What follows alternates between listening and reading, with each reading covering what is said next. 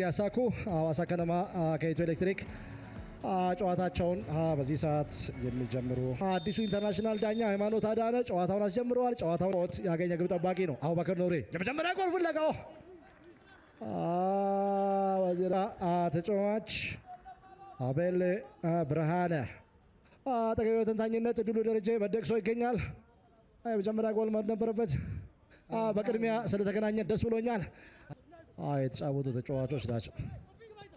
ይህ ሰዓት ክፍሎም ገብረሕይወት ምናልባት ጨዋታ ውጪ በረከት ከተከታታይ ጀርባ የሚጣል ኳስ ምናልባት የመጀመሪያ ጎል ሊያገኙ ይችላሉ ወይ? ኢትዮጵያ መድን ብሩክ ሙሉጌታ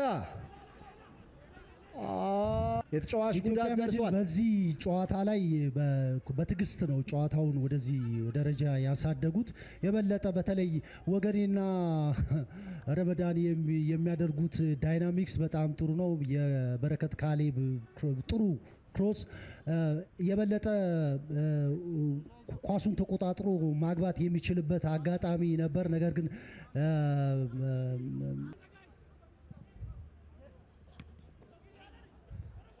ሰዓት አቤሎ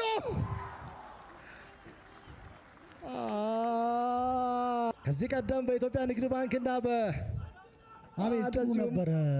በተለይ ደረጃ ኮንትሮል ያደረገበት መንገድ ያዘጋጀበት መንገድ በጣም ጥሩ ነው።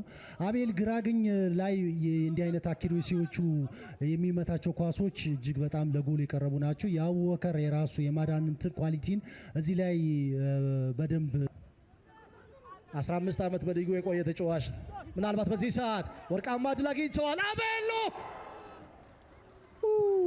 ምናልባት በፍጹም ቅጣት ምት ክልል ውስጥ ለማጥቃት እንቅስቃሴ ክፍልም ዳንኤል ዳርጌ የጨዋታ ከራዎች አድርጓል።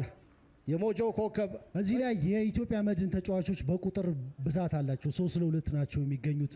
እንዲሁም ደግሞ ሽመልስ ሲመጣ 4-3 ላይ ናቸው። ነገር ግን በአቋቋም የኢትዮጵያ መድን ተከላካዮች በአቋቋም ችግር ብቻ በሁለት አጥቂዎች የጎል ሙከራዎች እየተደረጉባቸውና ይህንን ፖዚሽናል እያየን አይደለን በመድን ላይ። ለዛ ነው በተደጋጋሚ የምድረገነት ሽሬ ተጫዋቾች ብሬክ እያደረጉ የሚመጡት። ረመዳን የሱፍ ከጫፍ ደርሶ ነበረ። አሁንም ማየት ይችላል። 4-2 ነው የኢትዮጵያ መድን ተጫዋቾች እዚህ ጋር እየተመለከትን ያለ ነው። የመከላከል አደረጃጀታቸው በጣም ዝቅተኛ ነው። እዚህ ጋር በተለይ ሰማይ ላይ አየር ላይ ኳሶችን በዚህ ሰዓት ደግሞ የግድ መጠቀምና መረቡ መንካት ስላለበት ከዚህ አንፃር ምናልባት አይደሉም በተደጋጋሚ እንደዚሁም ደግሞ አቡበከር ኑራ በዚህ ሰዓት በመስሮች መካከል ሽመክት ጎክሳ በፍጹም ቅጣት ክልል ውስጥ አቤል ማሙሽ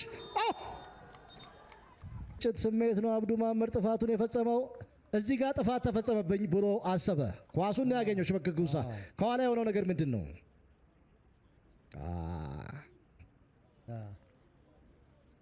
ግን ጥሩ ቴክኒክ። ሶስተኛ የጎል ማግባት ሙከራ ኢትዮጵያ መድን መጀመሪያ ጎል ፍለጋ ግብ ጠባቂ ሬሽ አብዱሰላም ኢየሱፍ ድሬዳዋ ከነማ ከሀዲያ ሆሳዕና ጋር የሚያከናውነው ጨዋታ የመሰለፍ ዕድል ይኖረዋል። በዚህ ሰዓት አሰልጣኝ ገብረመድህን ኃይሌ የአጥቂ አማራጮች በዚህ ሰዓት ምናልባት በፍጹም ቅጣት ክልል ውስጥ ሌላ ጥሩ ዕድል አለን ካይዋ ዳዊት አውላቸው ጥሩ ቴክኒክ ሜዳው ለጥሎ መጫወት እየጣሩ ይገኛሉ። ወገኔ ጥሩ ጀሊቨሪ ምናልባት ጥሩ ቴክኒክ በጣም ጥሩ ከረፍት በኋላ የተሻለ የሚባለው የጎል መፍጠር እንትን ነው። ኳሱ ወደ መስመር መውጣቱ የበለጠ የዳዊትን እይታ ትመለከትበታለ። በረከትም በተለይ ግን ብሩክ ያሬድ ሻጋሪ ኳስ ረመዳን በፍጹም ቅጣት አይለንካይዋ ሌላ የማጥቃት እንቅስቃሴ ያሬድ ምናልባት ረመዳን ያሬድ በፍጹም ቅጣት ምት ክልል ውስጥ ቀላል ኳስ ወደ ጨዋታ ያስቆጠራት የማሸነፊያ ጎል ትልቅ ቦታ ነበራት። ምናልባት በዚህ ሰዓት ረመዳን ጋር በባህር ዳር ኢንተርናሽናል ስታዲየም በተከናወነ ጨዋታ በወቅቱ ወላጅ በጣም አስገርሞኛል። የቁጭት ስሜትም ተፈጥሮባቸው እንደነበር የሚታወስ በዚህ ሰዓት ምናልባት የመጀመሪያ ጎል ኘት የሚቻል አይመስለኝም ከዚህ ደቂቃ በኋላ። መልክ የሁለቱ ቅንጅት ቆንጆ ነው። አንደኛ ፖዚሽናሊ ግራ እግሩ ላይ ነው ያለው። ኒር ፖስት ማግባት ይችላል። በጣም የቀረበው እንደውም ኒር ፖስት ነው ከሱ የግራ እግር ተጫዋችነቱ አንጻር። ይሄኛው በግራ በኩል ያለው የበለጠ ጨዋታ የማንበብ አንድ አካል 2 ሙከራዎችን አድኗል። ግብ ጠባቂው ሬችሞንድ ዳዬ ጥሩ ዴሊቨሪ ቢኒያም ላንቃበው መፍጠር ይቻል ነበር። ምናልባት በዚህ ሰዓት ወገኔ ገዛኸኝ ምን ሊያደርገው ይችላል? ወገኔ በፍጹም ቅጣት ምት ክልል ውስጥ አለንካይው ቡድን ብሎክን እንዳይመጣ የሚያደርጉ የራስ ቡድን ተጫዋቾች ማዘጋጀት አለበት። ያሬድ ምናልባት የመጨረሻ ደቂቃ ጎሎ እግሩ ላይ ሲደርስ ኳሱ ነጥቋል። ብሩክ ሙሉጌታ ቆጠር አልቻለም። የያሬድን ብልጠት አለማድነቅ አይቻልም። በጣም ጥሩ ሴንተር ነበረ፣ ግልጽ ነበረ። ነገር ግን የሜዳ ችግር ነው፣ ምንም ማድረግ አይችልም።